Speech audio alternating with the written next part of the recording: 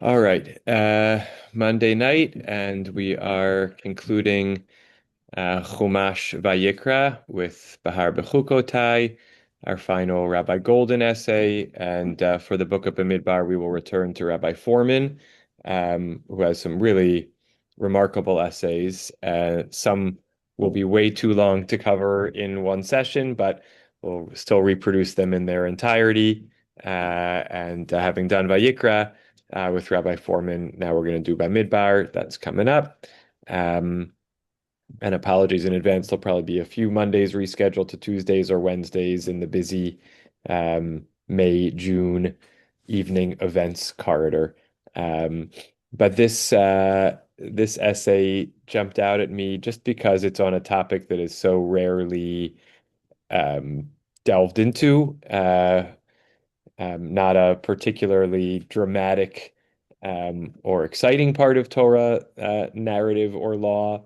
And I think Rabbi Golden does a nice job of introducing us to it. And then in his points to ponder section, suggests a very somewhat far afield topic, but one that spoke to me as well. So it's an opportunity to see both of those things. So let me share my screen. Okay. And let's find this.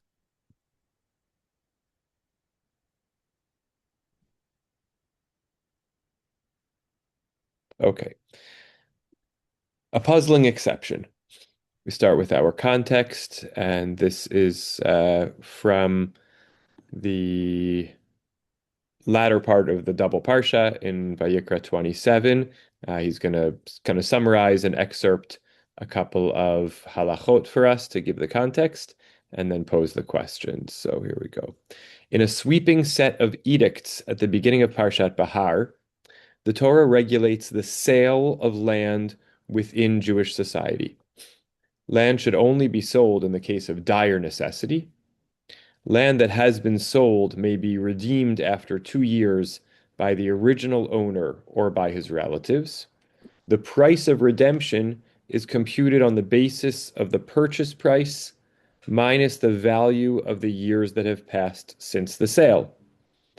And three, land that has not been redeemed automatically reverts back to the original owner with the onset of the Jubilee year. We got our footnote references here. I think I called it Bechukotai, but it's really from Bahar, um, chapter 25. I pulled up the wrong excerpt.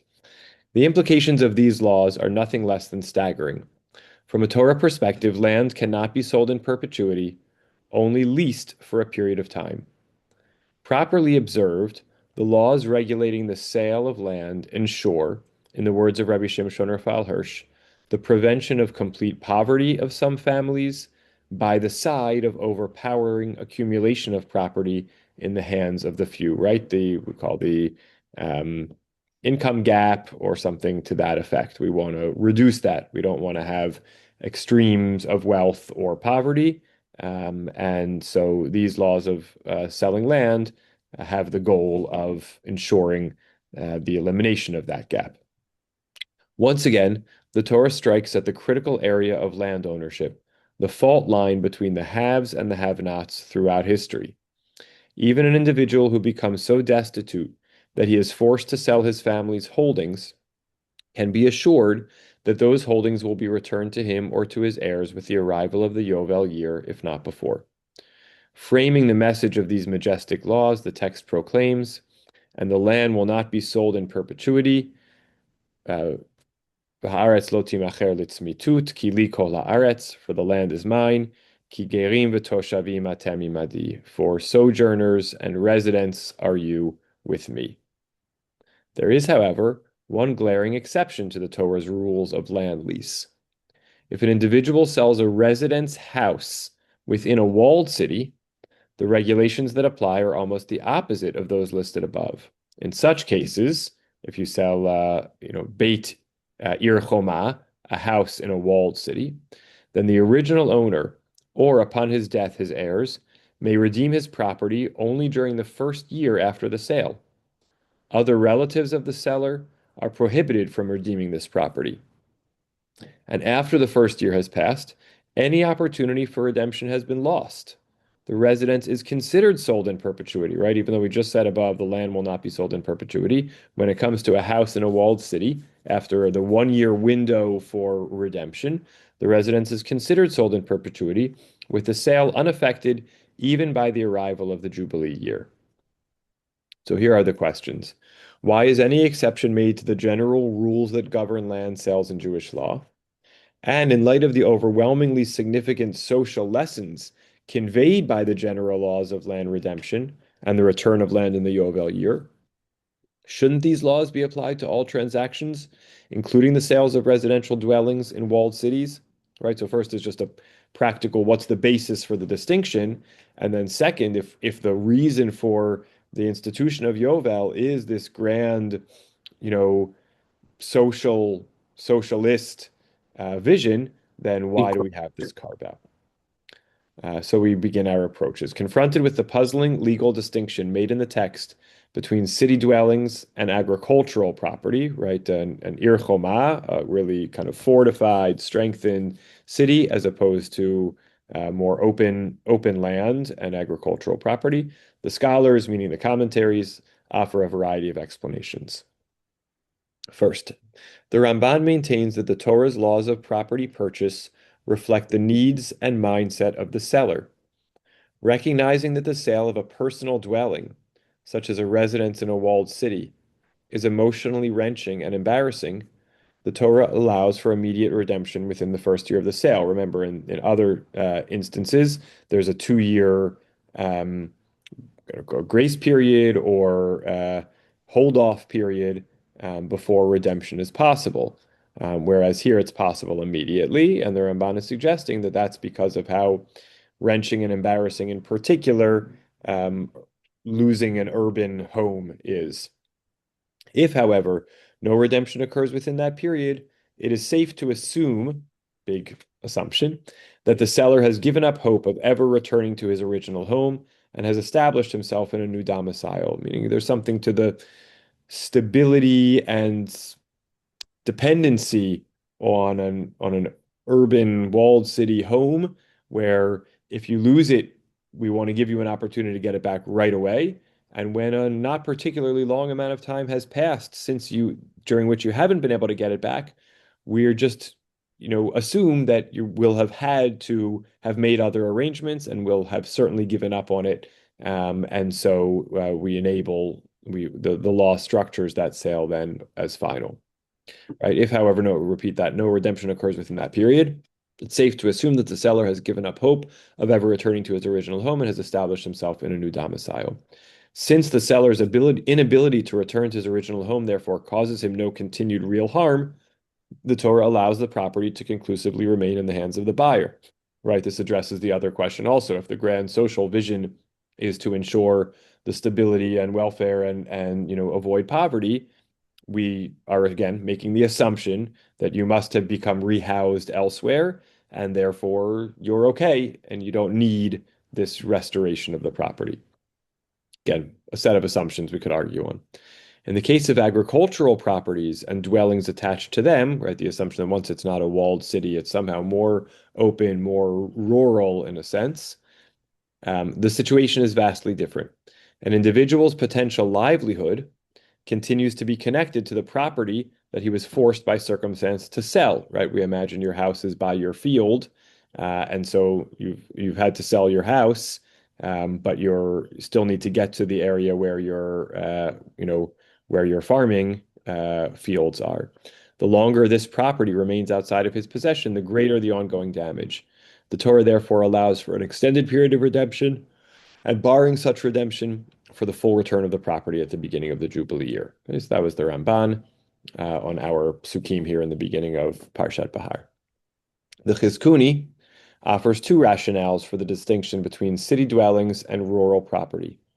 In an approach similar to that of the Ramban, the scholar first explains that God is only concerned for the return of property upon which the owner's livelihood depends. Fields and the dwellings attached to them are therefore open to an extended redemption period, and barring such redemption, must be returned to the original owner upon the commencement of the Yovel year, because as we said in the Ramban, right, your livelihood is much more dependent on your fields, and therefore the kind of proximity of your home to your fields is important for your stability and your livelihood, and that's what drives the Torah's laws. And if you can relocate without a great concern to your well-being, the Torah is not going to get in the way of that. In his second explanation, however, the Chizkuni makes a 180-degree turn by suggesting that these laws may actually reflect the needs and mindset of the purchaser rather than those of the seller. An individual who purchases a city dwelling, the Chizkuni explains, generally intends to do so in perpetuity. After all, individuals are rarely comfortable living in the homes of others. The Torah therefore grants the purchaser full ownership of the dwelling after the first year has passed. By their very nature, however, agricultural properties and the dwellings attached to them are more transient in terms of habitation, as evidenced by the fact that sharecroppers and workers often live in others' fields. The purchaser of such property acquires no personal connection to the land and consequently develops no need for continued ownership. These properties therefore remain open for redemption and are returned to the original owner with the arrival of the Yovel year. Like, that was the Chizkuni. One answer like the Ramban, and one different, focusing on the reality of the buyer. C. For his part, Rabbi Shimshon Raphael Hirsch sees in the complex and divergent laws of land sale and redemption a divine societal grand plan designed to create an urban population occupied with agriculture. Rural dwelling places attached to agricultural property are protected, like the properties themselves, from permanent sale. The return of these properties to their original owners at the Yovel year would ensure that, as a rule, every field and vineyard would have as its proprietor a householder in the neighboring town, right? We want to keep a coherence between the residence owners and the field owners by having them be the same people, so that if you have to sell your there in a rural area, if you have to sell your house, it's ultimately going to circle back to you, and you are more likely to retain the ownership of your field. And this keeps the kind of consistent presence. Jewish society would thus be characterized in the main by a blend of town-bred intelligence and the natural, uncomplicated outlook on life fostered by connection with nature and the land. Again, broad generalizations and a set of assumptions here, but this is the society that Rav Hirsch envisions. Again, it's be interesting to speculate by looking more at his commentary whether he sees that as a valuable vision in and of itself, or whether he's constructing this as an attempt to explain these laws.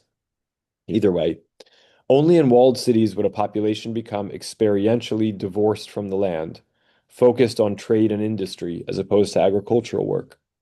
In such cities, land itself becomes less significant as an educational stabilizing force because you're doing other jobs.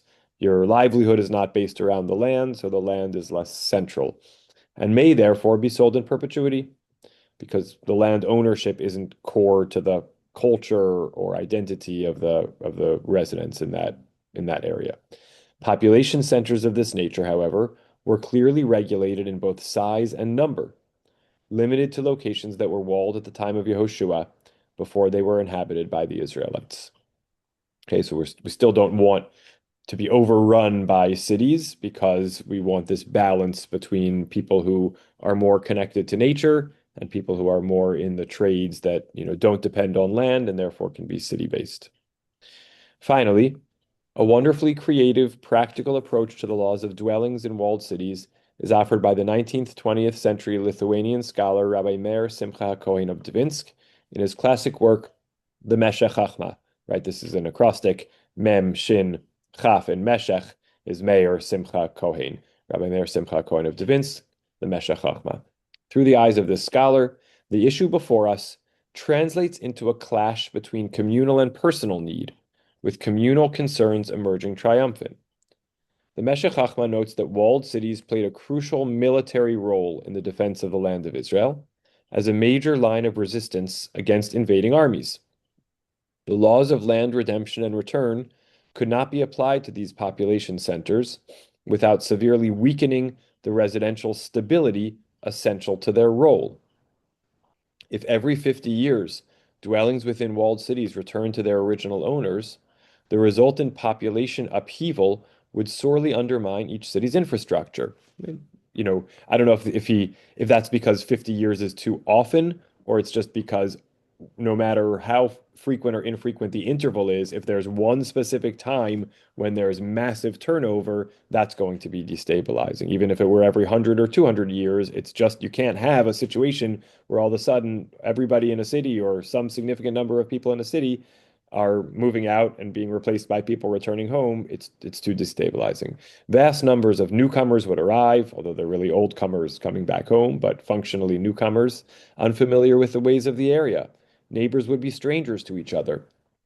Personal relationships, years in the making. Of course, we have to remind ourselves these are times without all the ways of keeping in touch and connected and traveling, etc., that we have today, would suddenly be destroyed.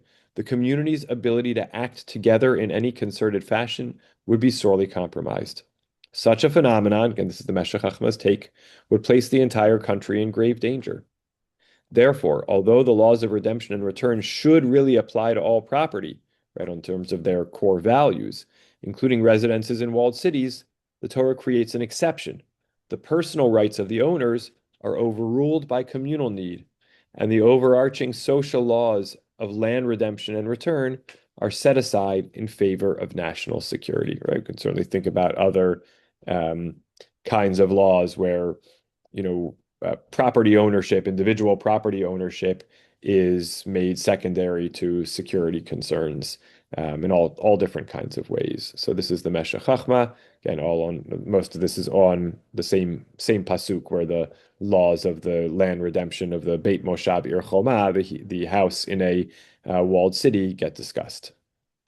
So that's our short essay in terms of the set of interpretations, the Ramban, the Chizkuni, Rav Shimshon Raphael Hirsch, and the Meshech Chochmah. And now we get to the sermon. At face value, the Meshech Chochmah's observations concerning the military role of walled cities hardly seem relevant to our lives. Modes of warfare have obviously changed since the time of the Torah.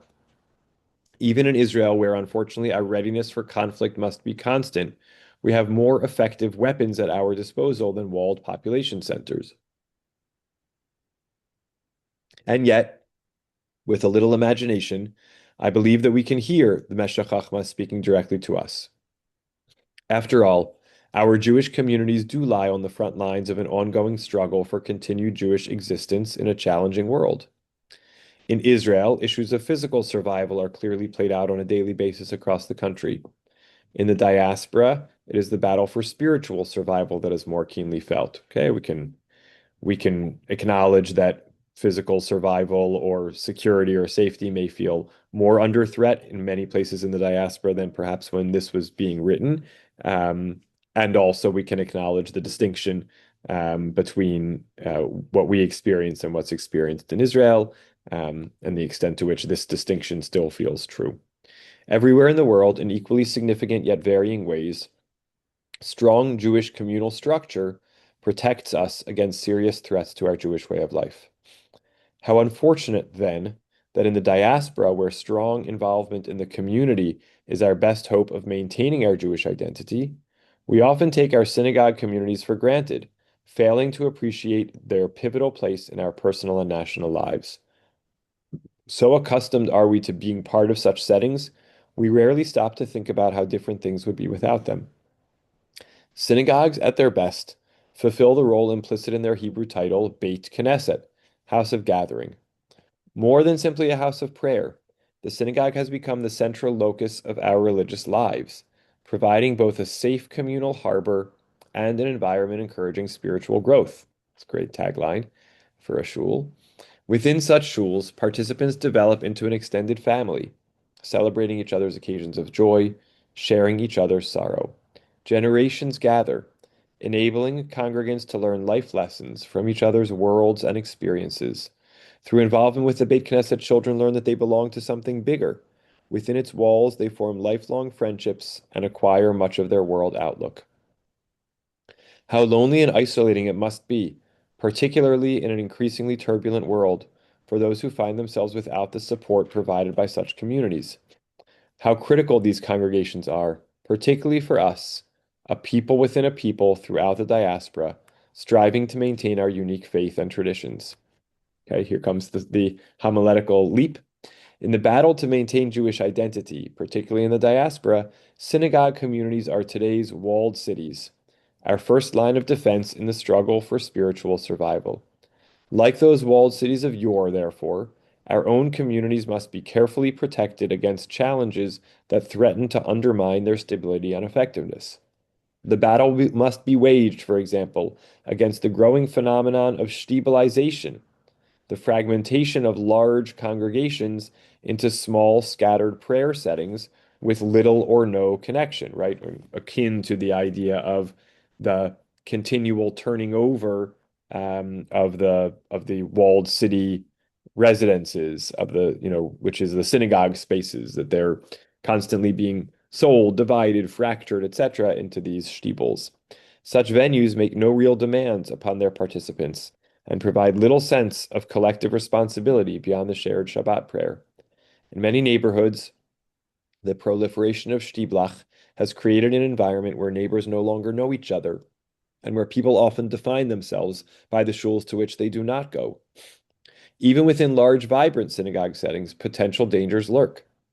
A growing sense of triumphant insularity, particularly in the Orthodox community, prevents any meaningful sharing with those outside.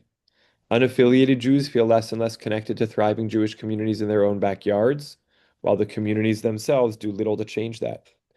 I have often wondered how successful modern Orthodox congregations, such as my own, will one day be judged. Will the credit we receive for our own internal accomplishments be offset by our lack of involvement with the disappearing American Jewish community beyond our walls? Finally, internally, our synagogues could certainly use some fine-tuning. How many congregations today can boast of prayer services that are spiritually uplifting? Do participants in the service spend more time talking or praying? Do they feel connected at all to the experience of prayer? What percentage of the congregation participates in ongoing Torah study and daily prayer with a minyan? Are the children of the community involved in synagogue youth programming and activities, or have they become too overprogrammed and jaded to care? Are the different groupings within the synagogues engaged with and learning from each other, or are their relationships colored by misunderstanding and mistrust? Has the community mastered the art of welcoming and integrating new members without causing the long-standing congregants to feel that they are being pushed out? Centuries ago, the cities that represented the first line of defense against the enemy had to be, according to the Meshech Chochmah, finely tuned and functioning. If not, God forbid, disaster could result. Our own synagogue communities need constant attention as well. They stand on the front lines of the battle for our future. Spoken like a great shul rabbi and of a wonderful congregation, Ava Torah in Englewood. And I thought it was just a fascinating take. Um, and also, a lovely homily on the laws of the walled city houses and their selling, but not at the expense of, summarizing for us the different takes on this, you know, slightly complex, easy for eyes to glaze over section of the Parsha, which hopefully this year we can look at with some fresh eyes, notice the details, try to understand what might be going on, maybe offer our own thoughts or takes. Um, Questions or comments on this essay? Yes, Steve, please. Just wondering whether the limited period of redemption for in the walled city dwelling has something to do with the issue of warehousing a dwelling when the owner may have another dwelling, or to use a current expression, the pied a terre. And so we want to make these dwellings available to more people, especially in a city that having many people. So I'm just wondering Hmm. whether homelessness, the issue of using these dwellings to the best possible nature of their use, but making it available to other people. Uh-huh. Uh-huh. That's a great take. I don't know if any of the commentary suggested, and I don't know enough about the realities of, housing supply and demand in biblical times to answer, but the principle of the thing seems like a good one. Um, and certainly it feels consonant with the values that are at play in the idea of the Yovel, which is about making sure everyone has a place. Um, so, it certainly is to me, seems to be a plausible and aligned type of interpretation. So thank you. Yeah. I have a I have a comment about this arrangement in biblical times after Joshua in the book of I read Book of Joshua and Book of Judges recently, a week ago. And first of all, there is no mention of Yoel in there, as far as I could tell. And after Joshua conquered a good part of the land and they settled, and then the period of judges came, and there was nothing but strife.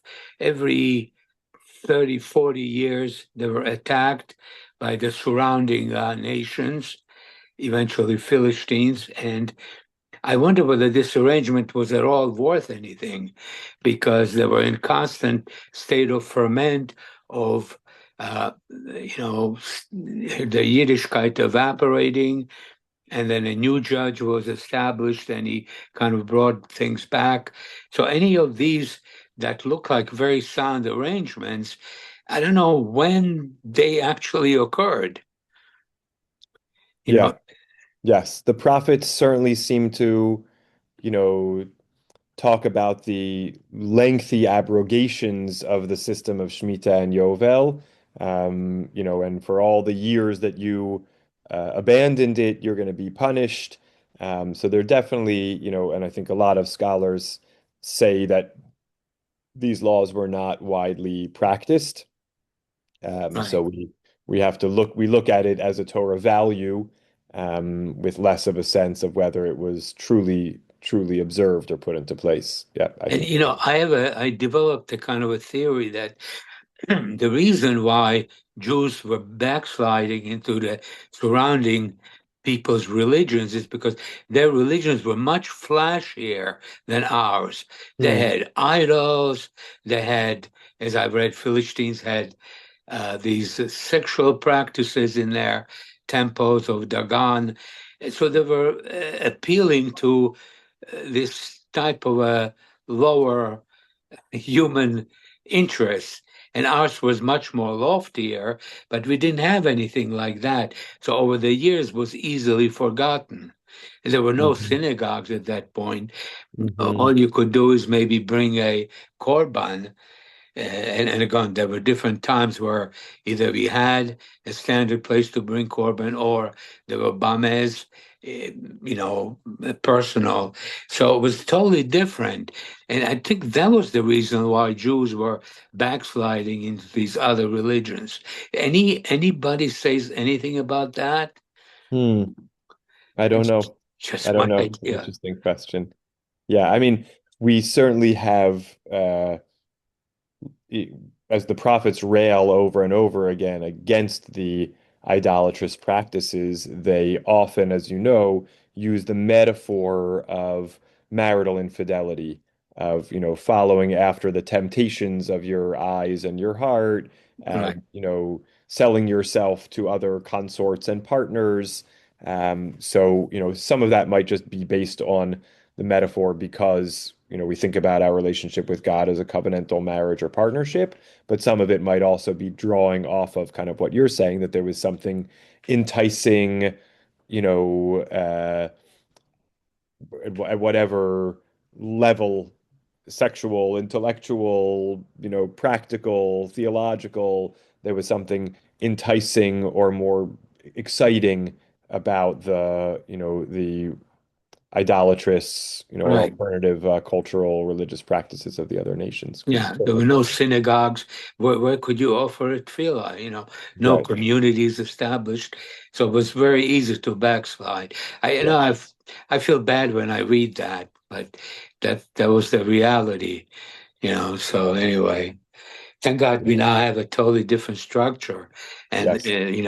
we can't do that anymore, Yeah. Yeah. Yeah. Yeah. except for people who have a mum.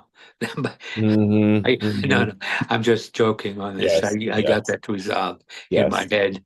Yes. Yes. Going back to last week and more exactly. Yes, Um, Good. I noticed, by the way, that there are a couple of essays in the Torah.com on this topic. One called The Jubilee Real Estate Law that really tries to analyze, based on archaeological evidence, what exactly these terms mean and how it played out in practical terms, and one or two others that definitely emphasize the idea that these laws were ideal, even if they weren't practiced in the real.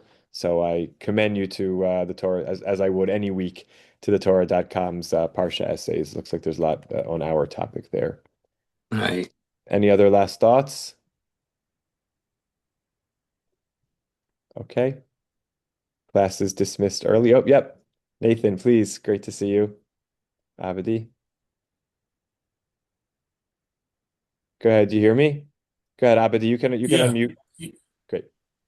Am I good? Yep, I hear you. Okay.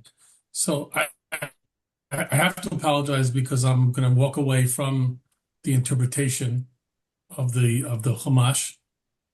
But the statement, I forget which one of the commentaries said it, that from the perspective of the purchaser, you wouldn't want to buy a house and make it your own if you knew that there was a potential for the seller to come back in and take it out from under you. So you Mm-hmm. want, so you felt that was like an unfairness to the buyer to allow that to happen.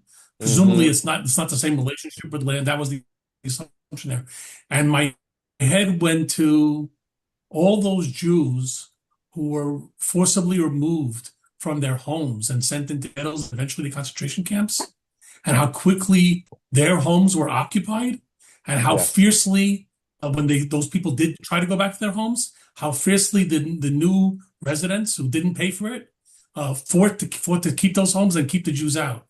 Yeah. Maybe I'm still in Yom HaShoah, I don't know, but that's where my Oh head went. yeah. Yes. I So I, so I many could stories. Yep.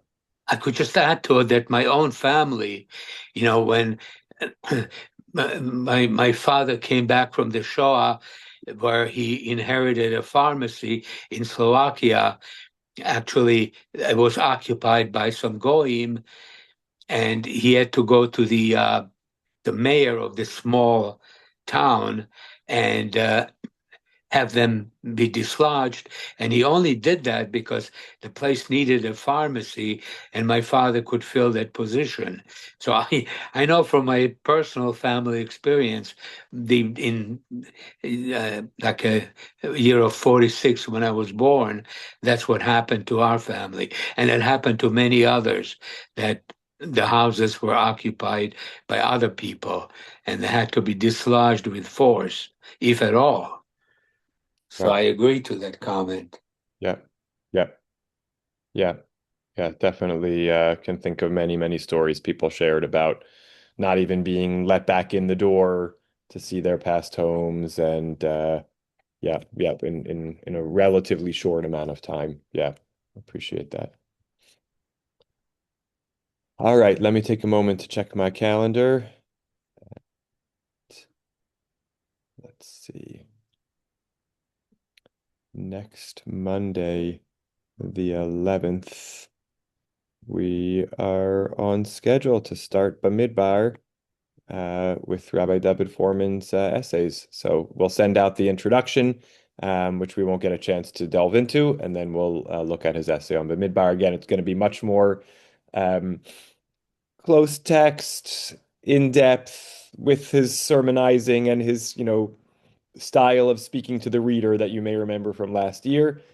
So we'll shift flavors again as we do from Chumash to Chumash, and looking forward to beginning that next week. So Yasher Koach to everybody, Chazak Chazak V'nit Chazek, as we will say this Shabbat. And, great to see all of you. Love to mom and dad, and good night to everybody. Take care. Thank you. Thank you very much. Good night. Laila Tov. Laila Tov.